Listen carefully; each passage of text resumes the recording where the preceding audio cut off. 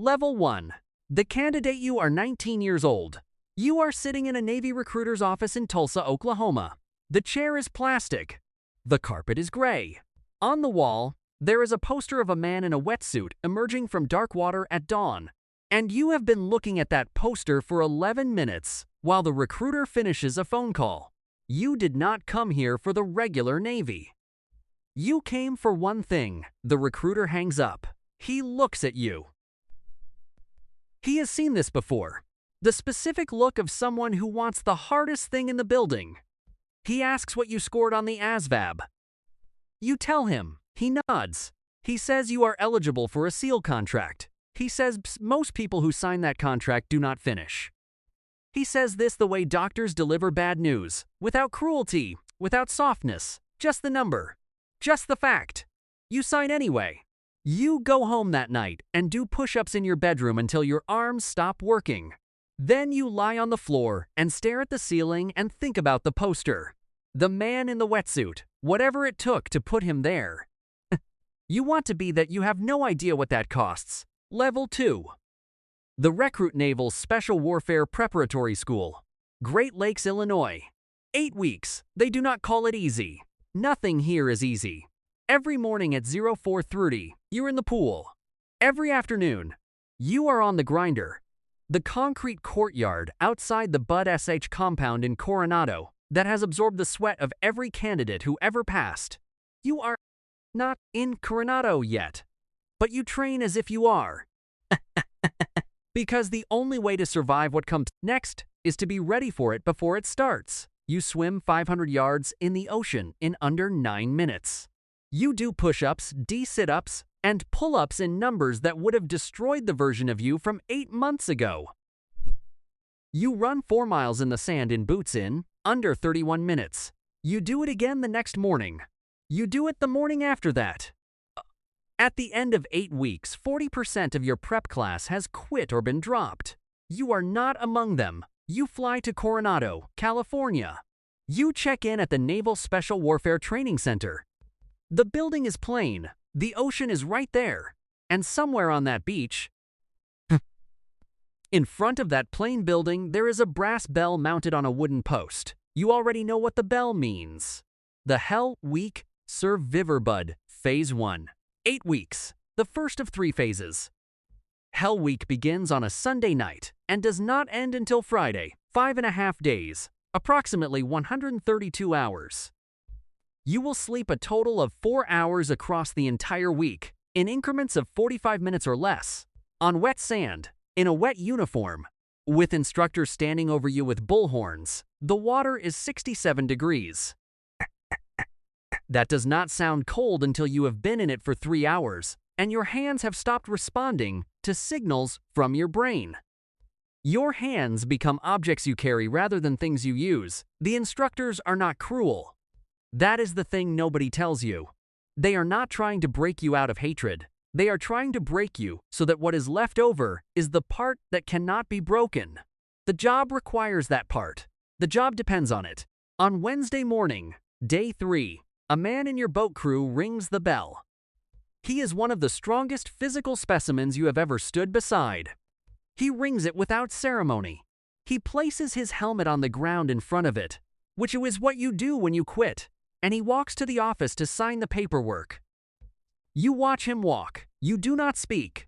You file back into the surf. By Friday, 68% of your class is gone. You are still there. The instructors do not celebrate this. They give you 4 hours of sleep in a real bed D, and then they hand you a schedule for the next 7 weeks. Phase 1 continues. Hydrographic reconnaissance, timed swims, dive physics. The obstacle course, a series of towers and ropes and walls that you will run so many times you begin to see it when you close your eyes. Your time improves each week. It has to. You graduate from Phase 1, Phase 2, dive, 7 weeks, combat diving, closed-circuit oxygen rebreathers, night dives, underwater navigation with a compass strapped to your wrist, your pool competency test. An instructor grabs your regulator, pulls your mask, ties your tank hose in a knot, and you do not panic. You do not surface without permission. You untangle the hose underwater. Dark and you breathe. Phase 3. Land warfare. 7 more weeks. Weapons. Demolition. Small unit tactics. A week on San Clemente Island running live fire exercises. You are tired in a way that has become permanent. It is no longer exhaustion. It is baseline. You have recalibrated what normal feels like. 24 weeks after Hell Week, you graduate Bud SH. There are 22 of you left from the original class of 87, Level 4, the Operator SEAL Qualification Training. SQT, 26 weeks. This is where they give you the skills Bud SH was too busy destroying you to teach. Advanced combat shooting, close quarters battle, holo and haho parachuting, SARE, survival, evasion, resistance, and escape. You spend 3 days as a prisoner of war in a simulated detention facility in the mountains of Maine. You do not sleep. You do not eat. Men who are trained to break you try to break you. You do not tell them anything they want to know. You come home weighing 11 pounds less than when you left. At the end of SQT, you stand in a formation in Coronado. An officer pins the trident to your chest. It is a heavy pin. It is heavier than it looks. The eagle and the anchor and the trident and the pistol. All together, all earned, all yours. You wear it for the first time. You look straight ahead. You have been training for 2 years to receive this pin. Now the training actually begins. You report to your SEAL team, one of the numbered teams. Somewhere between Team 1 and Team 10. You are assigned to a platoon. The platoon is 16 men. You are the newest. You know this without being told. Everyone knows. The senior enlisted men are polite. They are also watching everything. They are building a file on you that exists entirely in their heads. Whether you are someone they can trust with their life in a room they cannot see. Whether your judgment under pressure matches what your trident says about you. Whether you belong here. This is not basic training. You belong here provisionally. You prove it every day. You spend 18 months in workup, the pre-deployment cycle, advanced training, integration, learning to function as a single organism with 15 other people. You deploy for the first time to the Middle East. You are 22 years old. The first mission is quiet. A reconnaissance. A hilltop in a country you will never name in conversation. You lie still for 9 hours watching a building. Nothing happens. You come back to the base. You eat a meal, sleep for 6 hours, and do it again. On the 4th night, something happens. You do not talk about what happens. You do not talk about any of it. Not to your family. Not to the woman you are seeing when you are home. Not to anyone outside the teams. This is not a rule someone hands you. It is something you understand the first time you try to describe a night to someone who is not there. And watch their face go somewhere it doesn't know how to be. After that, you stop trying Level 5, the senior operator 5 years in the teams. You have deployed 4 times, Afghanistan twice, Iraq once. A third country that appears on no official documentation with your name attached to it. You have run 67 missions across those deployments. Some of them were quiet, some of them were not. You are a petty officer first class now, E6. You have a platoon of junior operators who watch the way you move, the way you once watched the senior men who didn't have to say anything to point 5 for communicate authority. You understand now what you were watching. It was not aggression. It was not physical size. It was the specific quality of someone who has been in the room and knows exactly what it costs and has decided to stay anyway. You know things now that you could not have understood at 19 in that recruiter's office. You know what it feels like Discidian in 1.4 seconds that determines whether a person lives. You know what happens to your body when you make the right one. You know what happens when you make the wrong one. You carry both. Your father asks what it's like. He asks this at Thanksgiving, at the table, between the stuffing and the turkey, with your brother's kids running through the living room. You look at him. He means the question with love. He is asking someone who will never be able to receive the honest answer. You say it's good work. You say the guys are great. You eat the stuffing. In January, you are selected for advanced sniper training. 16 weeks. By the end, you can put a round into a target the size of a man's chest at 1,200 meters with a 14-knot crosswind in less than ideal light. You do not think of this as violence. You think of it as geometry. This is what the training does. It turns the thing that would be unthinkable in another life into a professional calculation in this one. You are not sure which version of the thought is more honest. You are 27 years old. 5. Level 6. The Green Team. You have served 5 years on SEAL teams. 2 deployments minimum. Your service record has no flags. You receive a letter. You are invited to attempt Green Team selection. Green Team is the selection course for DEVGRU, the Naval Special Warfare Development Group. SEAL Team 6. Tier 1. The unit that does not officially exist in most documents and is referenced in press releases only obliquely, in language chosen to say nothing while appearing to say something. You are not guaranteed a slot. You are invited to compete for a slot. 6 months of selection. The physical requirements are beyond what Bud SH asked of you, and Bud SH nearly killed you. But the physical piece is not what removes most candidates. What removes most candidates is judgment, marksmanship under extreme stress, decision-making in compound scenarios, where the wrong call gets the wrong person killed, the ability to operate completely alone, without supervision, in a foreign city, in civilian clothes, relying on nothing but your own training and your own mind. 40% of Green Team candidates are sent back to their teams. You are not sent back. You report to Dam Neck, Virginia. The facility is not what movies tell you it is. It is quieter. The operators who have been here for years have a specific quality you have not seen anywhere else. They are calm in a way that goes all the way down. Not the calm of someone suppressing fear. The structural calm of someone who no longer has the category of fear in the same place most people keep it. You are assigned to a squadron. Your first DEVGRU deployment is not to a war zone in the conventional sense. It is to a city you will not name.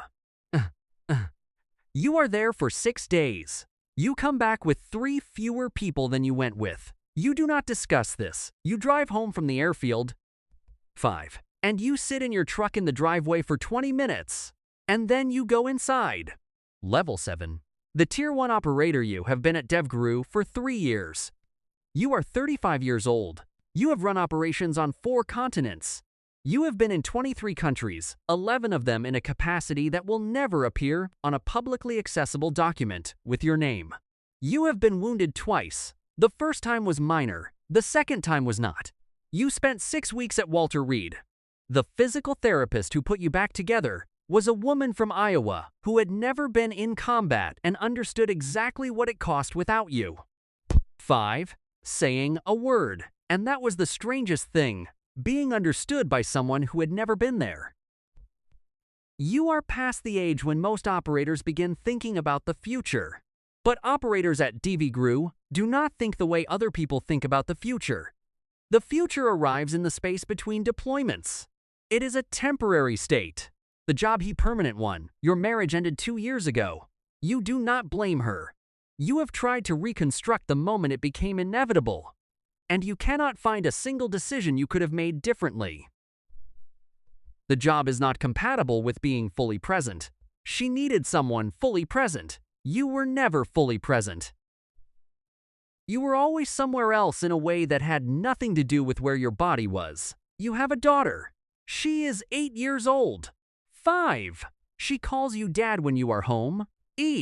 And she has learned not to ask when you are coming back, because she has learned that the answer is always the same, soon. And soon is nobty several days. She draws pictures for you. You keep them in a waterproof pouch in your kit bag. You have carried the same picture, a house, a dog, a sun with a face, your name written in crayon in capital letters. On every deployment for 3 years, the job fills something that nothing else has ever touched. This is the true thing and the terrible thing, existing in the same sentence. Level 8, the Master Chief Petty Officer. Then Senior Chief. Then Master Chief Petty Officer. E9, you are 42 years old. You are the most senior enlisted man in your squadron. You have been in naval special warfare for 20 years. You know things about this community that are not written anywhere. The accumulated institutional knowledge of a man who was there for operations that will not be declassified in his lifetime and may not be declassified in his children's lifetime. You no longer run the primary entry on operations. Your role has shifted. You are the person who stands behind the people who do. You plan, you brief, you debrief. You take the young operators who remind you of yourself at 22, and you watch them make the decisions you once made, and you say nothing unless the decision is wrong, and when it is wrong, you tell them exactly why in language that contains no softness and no cruelty. This is the job inside the job. The one that matters most and shows up in no recruiting poster. A young operator comes to your office one afternoon.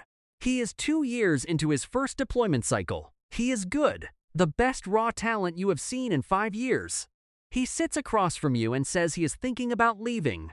The hours, the deployments. His son is 2 months old. He missed the birth because he was in a country whose name could not say to his wife. You listen. You tell him what you know. The job will take everything you are willing to give it, and then it will ask for more. You tell him some men find a way to hold both things. You tell him you are not one of them. You tell him the decision is his, and you will respect either one. He nods. He thanks you. He leaves. You sit for a long time in the quiet. On your desk, there is a photo from 2009. A rooftop. Dawn. You are in full kit, no rank visible, looking not at the camera, but at something behind it. You are 29 years old in the photo. You do not recognize the shape your face is making. It is not an expression you have seen on your own face before or since. You know what was behind the camera. You would do it again. You did not know that you would do it again. Level 9. The quiet one. You retire at 20 years. The ceremony is small. The people who matter are there. The people who cannot be there because they are deployed are represented by their absence in a way that feels like a presence. They give you a flag, a medal, and a handshake. Someone says words. You do not remember the words. You remember the handshake. The specific grip of a man who has shaken your hand in difficult places and knows what the grip means. You drive home. You are 43 years old. You have a house in Virginia Beach. Your daughter is 16 now. She is tall and quiet and has your eyes and her mother's stubbornness. And she makes you coffee in the morning without being asked. And that small act, the mug on the counter, the coffee already made, is the most disorienting thing that has happened to you in 20 years. Nobody tells you what to do with 0700. You sit with the coffee in the quiet for a long time. The community you came from is still out there. They are still in the dark. Point 5. Still on the rooftops. Still making the decisions in 1.4 seconds. And you are here with coffee and the morning news and a daughter who leaves her shoes by the door. You do not know how to want this yet, but you are learning. A recruiter in a city somewhere is talking to a 19-year-old right now. The recruiter is on a phone call. The kid is looking at a poster. A man emerging from the water at dawn. Whatever it took to put him there. The kid wants to be that. He has no idea what that costs. He is going to find out. The cycle continues.